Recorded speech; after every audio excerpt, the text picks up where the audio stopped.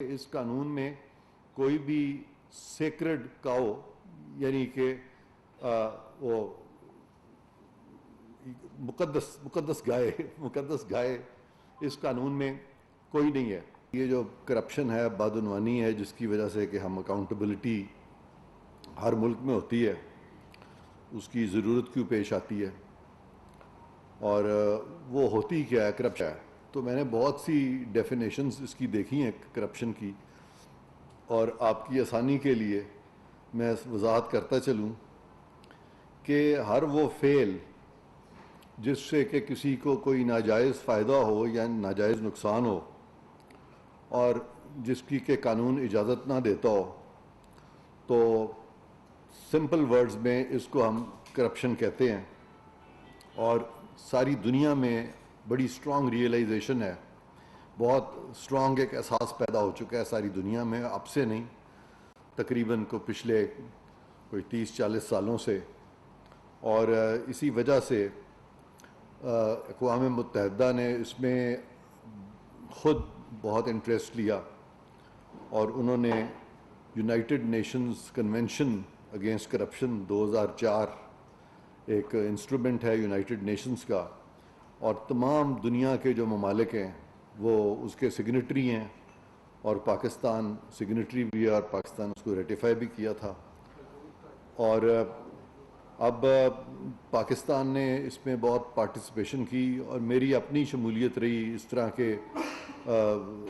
Workshop, اس طرح کے seminars میں جو کہ United Nations convention against corruption کو کنسرن کرتے ہیں. اور وہ بہت اس لیے بھی ضروری ہے کہ دنیا کے ممالک اس وقت آپس میں اس میں ہم آہنگی چاہتے ہیں کہ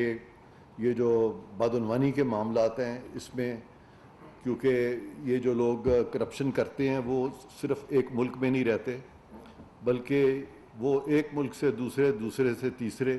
تو ضرورت اس بات کی تھی کہ ممالک جو ہیں آپس میں بھی ان کا اسٹرانگ ایک انٹریکشن رہے، اور اسی کے تحت یہ جو کنونشن ہے United Nations convention against corruption, اس میں پاکستان بھی دوسرے ملکوں کے ساتھ شانہ بشانہ شامل ہے. اور اس کا ایک بڑا فائدہ یہ ہے کہ پہلے یہ ہوتا تھا کہ ایک بائی لیٹرل ٹریٹ کیٹیگری ہے، وہ ہمارے سپیریئر کورٹ ججز ہیں، ان کے بارے میں تھوڑا سا کچھ کنفیوژن کریٹ کر دیا گیا تھا، اور کہا گیا تھا کہ جی ان کے معاملے جو ہیں وہ سپریم جوڈیشل کونسل میں جائیں گے. اور آج میں اس چیز کی بھی وضاحت کرنا چاہتا ہوں کہ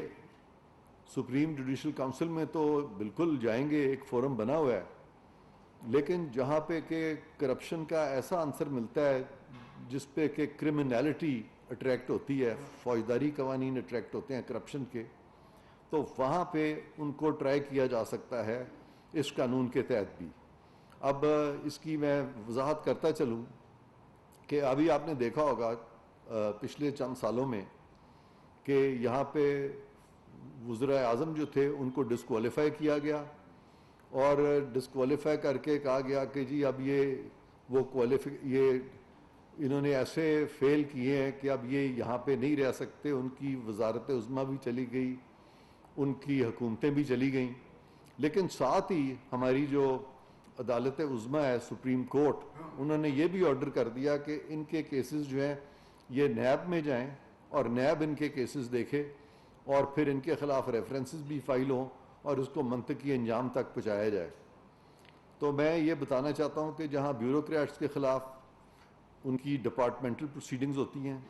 جہاں سیاستدانوں کے خلاف ڈسکوالیفیکیشنز ہوتی ہیں، وہاں ہماری ہی عدلیہ نے کہا ہے کہ ان کے خلاف آپ نیشنل اکاؤنٹیبلٹی میں بھی پروسیڈ کریں. تو ان سب کو جب میں اکٹھا کرتا ہوں تو جو سپیریئر کورٹ ججز ہیں ان کے معاملے جو ہیں بالکل وہ سپریم جوڈیشل کونسل میں بھی جائیں گے، اور وہ معاملے جو ہیں اگر اس میں کرمنل اوور ٹونز ہیں، کرپشن کا ایلیمنٹ آتا ہے، تو پھر نیشنل اکاؤنٹیبلٹی آرڈیننس میں بھی جورسڈکشن ہے نیشنل اکاؤنٹیبلٹی بیورو کو، اور وہ بھی اس چیز کو دیکھ سکتے ہیں. اور جیسے میں نے کہا کہ اس قانون میں کوئی بھی سیکرڈ کاؤ یعنی کہ وہ مقدس گائے اس قانون میں کوئی نہیں ہے. اب لیٹلی ہم نے دیکھا کہ ہمارے سامنے کچھ ایسی چیزیں آئی ہیں جس میں کہ کچھ جج صاحبان کے بارے میں کچھ آڈیو لیکس آئی ہیں. ان آڈیو لیکس کے تحت ایک کمیشن قائم کرنا پڑا، کیونکہ اس میں کچھ ایسی باتیں آ رہی تھیں جس سے پتہ چل رہا تھا کہ جیسے جوڈیشل سسٹم جو ہے پاکستان کا، وہ روک دیں اس کو، کہ پاکستان کا جو جوڈیشل سسٹم ہے اس کو لگ رہا تھا جیسے کہ کچھ باہر سے کچھ لوگ مینیپولیٹ کر رہے ہیں، اور کچھ ایسے بھی اس میں آڈیو لیکس میں شواہد آ رہے تھے جس سے کہ ہمیں ایک کرپشن کا بھی عنصر ملتا ہے. تو ان تمام چیزوں کو دیکھتے ہوئے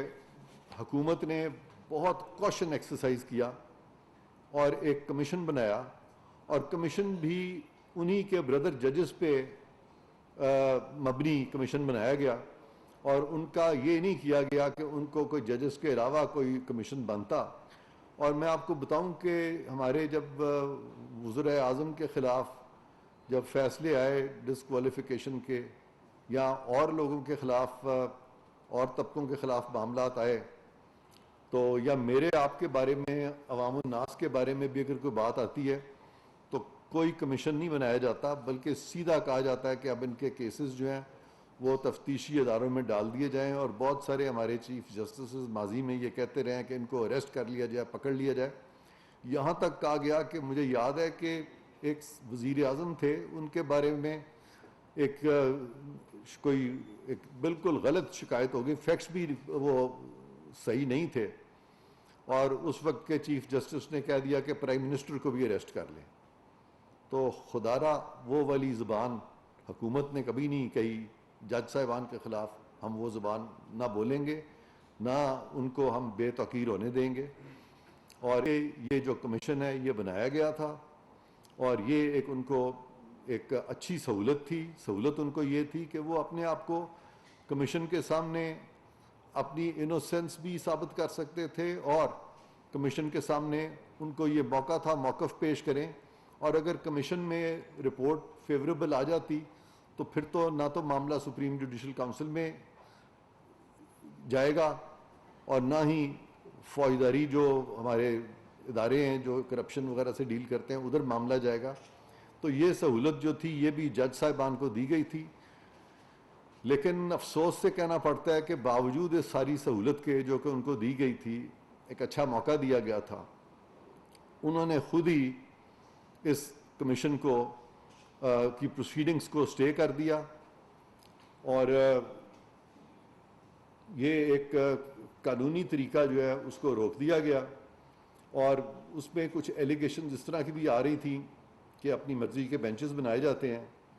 اور وہی ہمارے جج صاحبان جو کہ ہم خیال جن کے بارے میں کہا جاتا ہے، انہوں نے اپنی مرضی کا بینچ بنایا، اور پھر یہ جو کمیشن ہے اس کی ورکنگ کو روک دیا. اور سرکار کی یہ بھی کوشش تھی اور پارلیمان کی کوشش تھی کہ ایک جو ایلیگیشن لگ رہی ہے ہماری اعلیٰ عدلیہ پہ کہ وہاں پہ چیف جسٹس صاحب جو ہیں انہوں نے اپنی مرضی کے بینچز بنائے ہیں، تو قانون بنایا گیا practice and procedure act of 2023، supreme court کا پریکٹس اینڈ پروسیجر ایکٹ. اس کے تحت وہاں پہ بھی سپریم کورٹ کو امپاور کیا گیا، اور کوشش یہ تھی کہ اگر یہ اس طرح کی الزام تراشی ہو رہی ہے تو یہ بند ہو جائے اور چیف جسٹس صاحب پہ کوئی کسی طرح کی انگلی نہ اٹھائے. لیکن پھر افسوس سے کہنا پڑتا ہے خود ہی اپنی مرضی کا ایک اور بینچ بنایا، اور ایک ایسا قانون جو ابھی معرض وجود میں آیا ہی نہیں تھا کہ اس کا جو اطلاق ہے وہ روک دیا، جو کہ وہ نہیں روک سکتے تھے. اور کسی شخص کو ایک پٹیشن جو اس طرح کی آتی ہیں،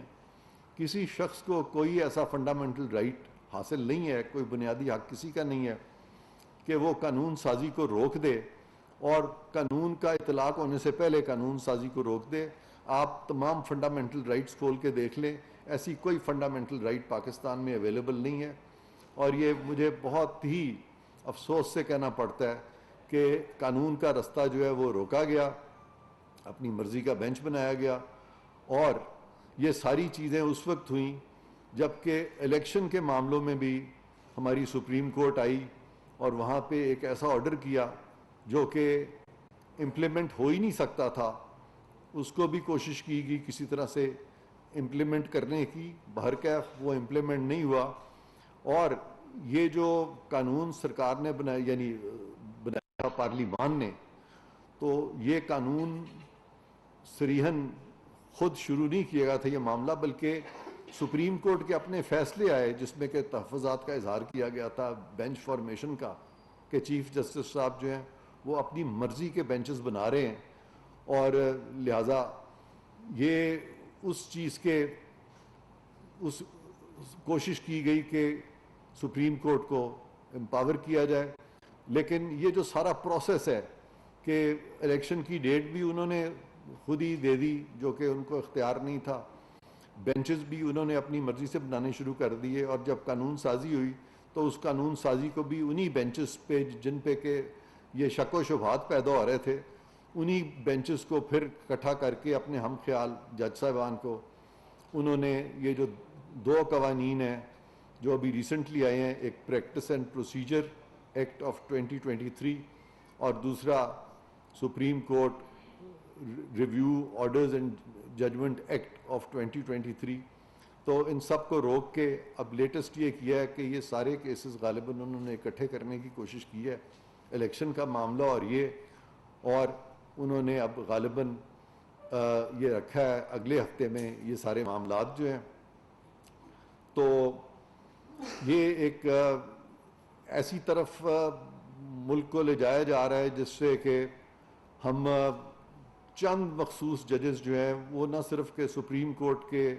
اپنے فیصلوں کے خلاف ایک پیش رفت کر رہے ہیں، بلکہ وہ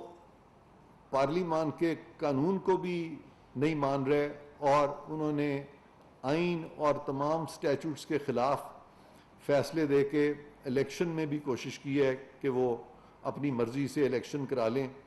اور وہ ساری چیزیں جو ہیں اس کے بارے میں نہ صرف کہ تحفظات ہیں ہم سب کے، بلکہ وہ قانونی، آئینی اور منطقی اعتبار سے بھی غلط ہیں۔